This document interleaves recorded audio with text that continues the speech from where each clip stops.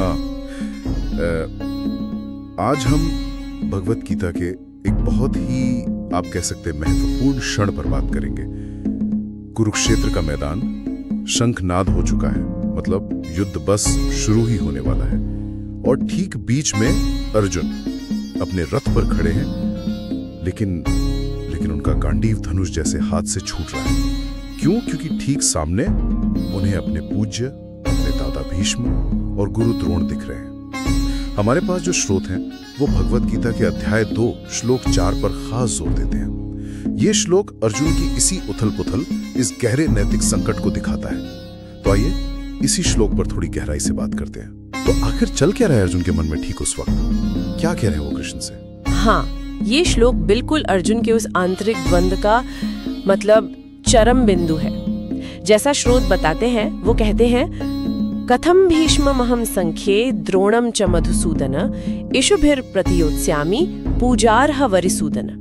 यानी वो कह रहे हैं, हे मधुसूदन, हे अरिसूदन, मैं इस युद्ध भूमि में भीष्म और द्रोण जैसे पूजा के योग्य व्यक्तियों पर बाणों से कैसे युद्ध करूंगा। पूजा के योग्य, पूजार्ह, ये शब्द ही अपने आप में बहुत वजन रखता है ना। ये सिर्फ रिश्तेदार या गुरु नहीं है, वो पूजनीय है उनके लिए। बिल्कुल, यही तो असल दुविधा है। देखिए, एक तरफ उनका क्षत्रिय धर्म है, यानी एक योद्धा होने के नाते उनका जो कर्तव्य है, जो उन्हें युद्ध करने को कहता है, और दूसरी तरफ मानवीय भावनाएं हैं, आदर है, स्नेह है, अपने ही पूज्य गुरु और पितामह पर शस्त्र उठाना, ये उन्हें एक तरह से पाप जैसा लग रहा है। यहीं पर वो कर्तव्य और भावना का सीधा टकराव है, जो स्रोत भी उजागर करते हैं। ये टकराव तो बिल्कुल साफ है। लेकिन फिर एक बात और है, वो कृष्ण को मधुसूदन और अरिसूदन जैसे नामों से क्यों पुकार रहे हैं? इन नामों का अर्थ तो राक्षसों और शत्रुओं का नाश करने वाला है। क्या इसमें भी कोई छिपा हुआ मतलब है? हाँ, ये आपने बहुत अच्छा सवाल उठाया। ये जो संबोधन है ना, इनका चुनाव अर्जुन की मानसिक स्थिति को दिखाता है। जैसा कि विश्लेषण किया गया है, मधुसूदन यानी मधु राक्षस का वध करने वाले कहकर वो शायद ये जता रहे हैं कि हाँ, दुष्टों और राक्षसों का वध करना तो ठीक है, उचित है, पर भीष्म और द्रोण वो तो उस श्रेणी में नहीं आते। अच्छा, तो वो एक तरह से फर्क कर रहे हैं कि भाई दुश्मन कौन है और पूजनीय कौन? हाँ, बिल्कुल। और फिर अरिसूदन यानी शत्रुओं का नाश करने वाले कहकर वो बहुत विनम्रता से ये भी कह रहे हैं कि कृष्ण के लिए भले ही ये सामने वाले शत्रु हो, पर अर्जुन के लिए वो व्यक्तिगत शत्रु नहीं है, वो तो आदरणीय है। तो ये उनके द्वंद्व को और गहरा दिखाता है। वो कृष्ण की शक्ति और उनके उद्देश्य को समझ रहे हैं, पर उसे अपने प्रियजनों पर लागू करने में हिचक रहे हैं। तो क्या हम ये मान सकते हैं, जैसा कुछ व्याख्याएं इशारा करती हैं, कि अर्जुन इन तर्कों के सहारे कहीं ना कहीं युद्ध से बचने का एक भावनात्मक रास्ता खोज रहे हैं?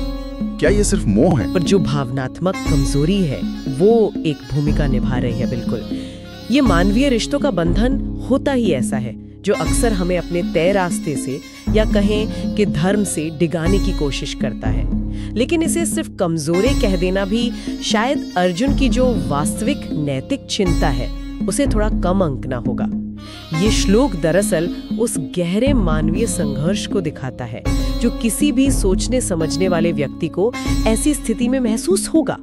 और हाँ, यही स्थिति फिर कृष्ण के विराट उपदेश यानी गीता के ज्ञान के लिए मंच तैयार करती है। वो अनासक्ति, स्वधर्म पालन, आत्मा की अमरता, ये सब बातें यहीं से शुरू होती हैं। तो मतलब संक्षेप में कहें तो ये एक श्लोक सिर्फ युद्ध के मैदान का एक सीन नहीं है, ये एक तरह से एक सार्वभौमिक नैतिक कश्मकश का प्रतीक है, जहां हमारा जो कर्तव्य है वो हमारी व्यक्तिक निष्ठाओं और भावनाओं से टकराता है।